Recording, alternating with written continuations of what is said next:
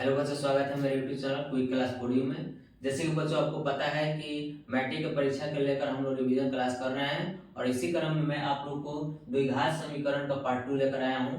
इसमें हम सीखेंगे कि गुणनखंड करके कैसे शून्य ज्ञात करें। इसके पहले वाले वीडियो में मैंने आपको द्विघात सूत्र या श्रीधराचार्य सूत्र का प्रयोग करके शून्य ज्ञात करने के बताए थे और इस वीडियो में मैं गुणनखंड करके शून्य ज्ञात करना सिखाऊंगा।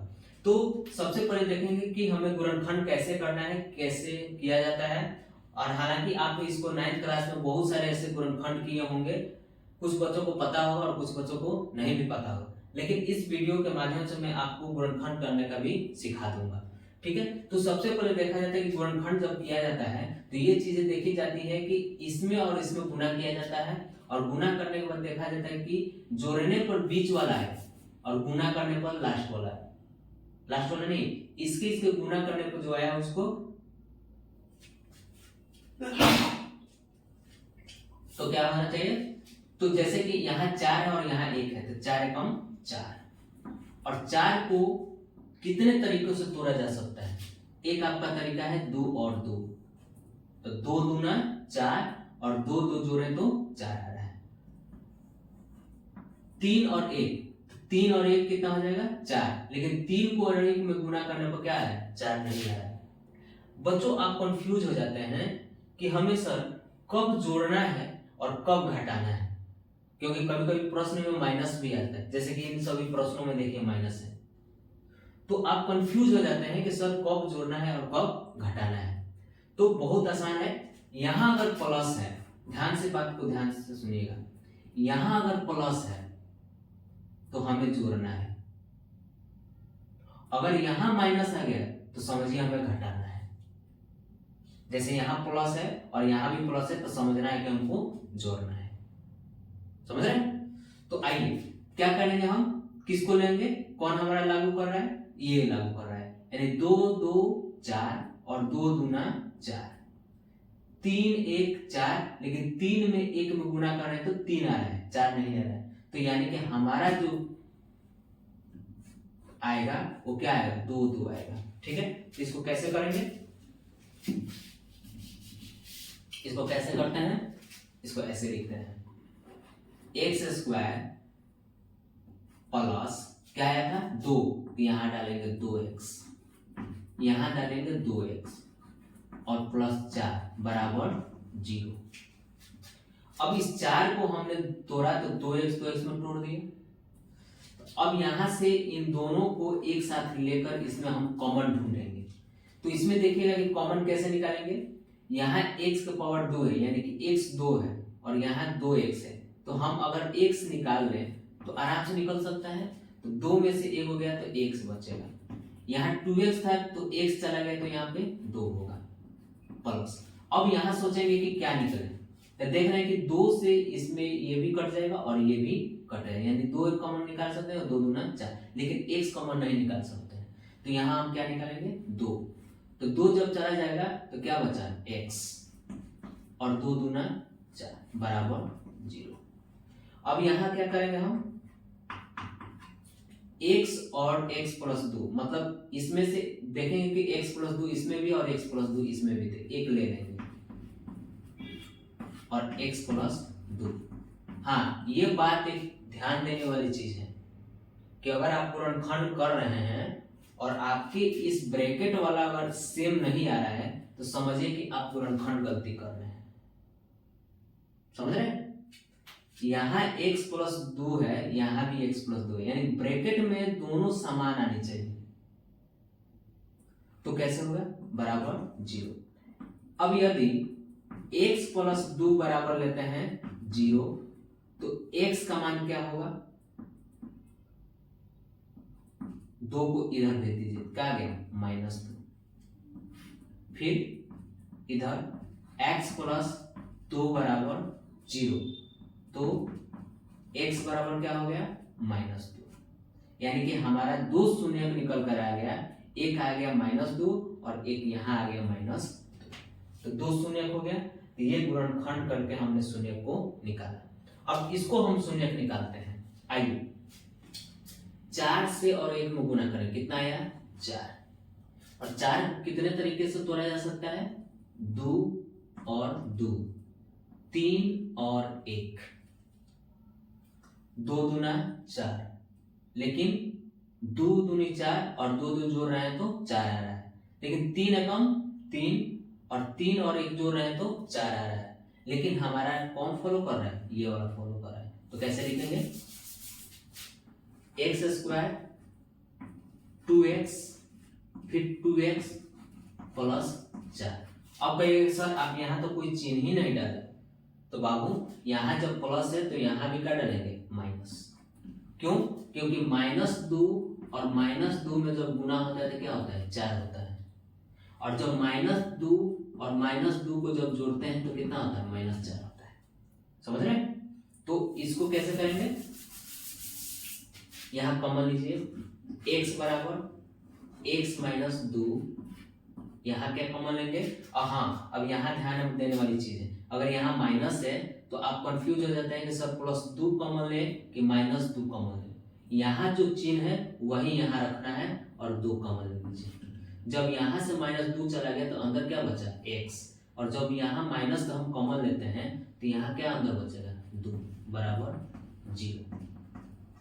देखिए फिर से मेरे ब्रैकेट में सेम संख्या आ गया, x माइनस 2 और x माइनस 2, तो एक इन दोनों में से एक आदमी को ले लेते हैं, x माइनस 2 और x माइनस 2 बराबर 0। अब बताइए, चूंकि x माइनस 2 बराबर का होगा 0, x बराबर का होगा 2 को उधर भेज दीजिए, कितना है? 2।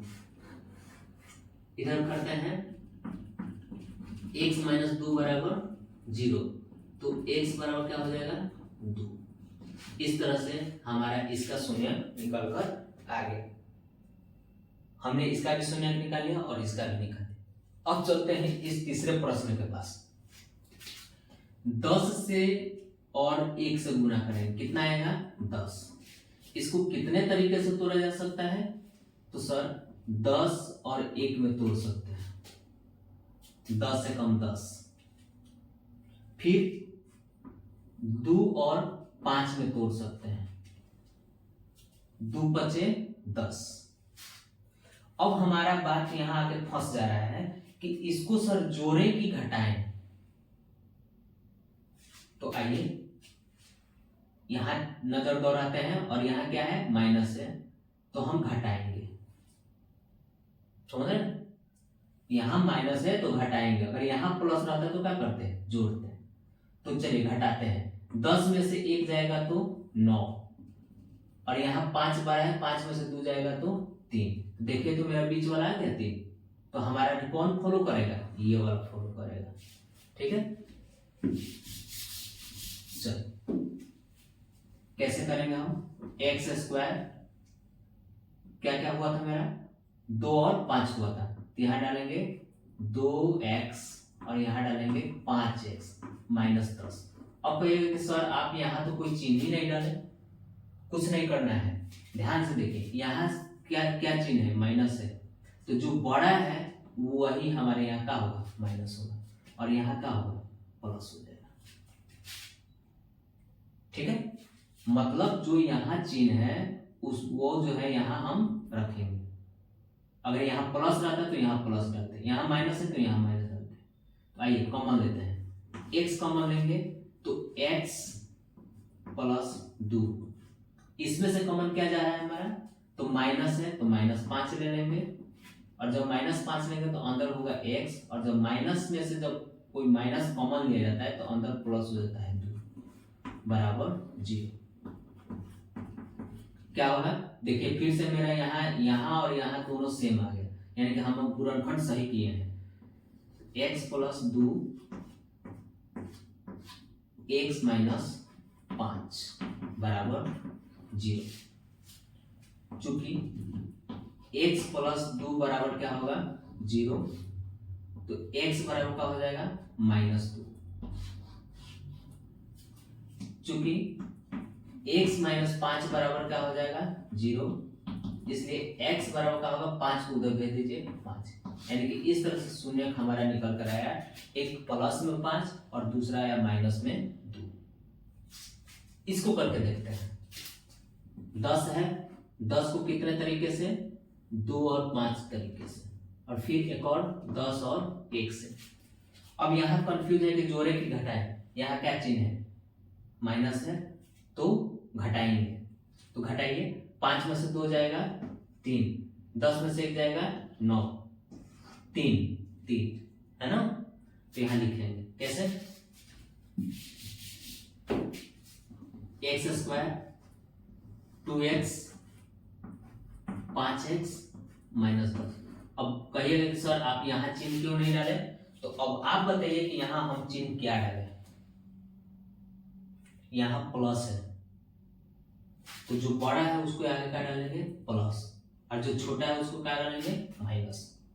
ये लॉजिक है बाबू, इसको अगर समझ गए तो समझिए कोई भी गुणनखंड आप कर सकते हैं, चाहे कैसा भी हो।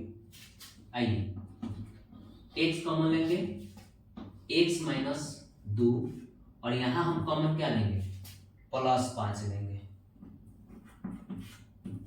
x माइनस 2 बराबर 0, x प्लस 5, इन दोनों में से कॉमन लीजिए, x माइनस 2 और ये x प्लस 5 बराबर 0। कैसे लिखेंगे, चूंकि x माइनस 2 बराबर 0, इसलिए x बराबर क्या हो जाएगा 2, और यहाँ x प्लस 5 बराबर 0, तो x बराबर क्या होगा -5। तो देखें यहाँ पे एक शून्य का मान आया -5 और एक शून्य का आया +2। तो इस तरह से हम आराम से गुणनखंड करके हम शून्य निकाल सकते हैं, ठीक है। तो कभी कभी प्रश्न में आपको ऑब्जेक्टिव में सवाल दे देता है और आप गुणनखंड करने लगते हैं, तो मैं आपको बताता हूं कि आपको गुणनखंड करने की कोई आवश्यकता नहीं। देखिए यहाँ ध्यान से देखिए, जो आपका गुणनखंड हुआ है, जैसे आप किए थे, एक आपका आया था -+2 और एक था -5, ये वाला देखिए यहाँ ध्यान से देख रहे हैं। तो इसके ठीक उल्टा ऑपोजिट होता है 2, और इसका ठीक उल्टा होता है 5। यहाँ -2 हो जाएगा और यहाँ +5 हो जाएगा, मतलब जो गुणनखंड कर रहे हैं उसका ठीक उल्टा शून्यक होता है, ठीक है। तो यहाँ देखिए +2 था तो इसका शून्य का आया -2 आया, यहाँ -5 था तो इसका शून्य का आया +5 आया, यहाँ -2 है तो इसका शून्य का आया +2 आया है। यहाँ देखिए यहाँ +5 है तो इसका शून्य का आया -5 आया। यहाँ देखिए यहाँ +2 है, यहाँ +2 है तो इसका शून्य का आया -2 है, यहाँ +2 है तो इसका शून्य का आया -2 है। यहाँ देखिए यहाँ -2 है तो इसका शून्य का आया +2 है, यहाँ देखिए यहाँ -2 है तो इसका शून्य का आया +2 है। तो इस तरह से हम क्या करेंगे, गुणनखंड करके शून्य निकालना सीख जाएंगे, ठीक है। और हमें आशा है कि आपको ये तरीका जो है आपको बहुत पसंद आया है, और आप बहुत अच्छी तरीके से आप पेपर में इस प्रश्नों को हल कर पाएंगे। तब तक के लिए धन्यवाद।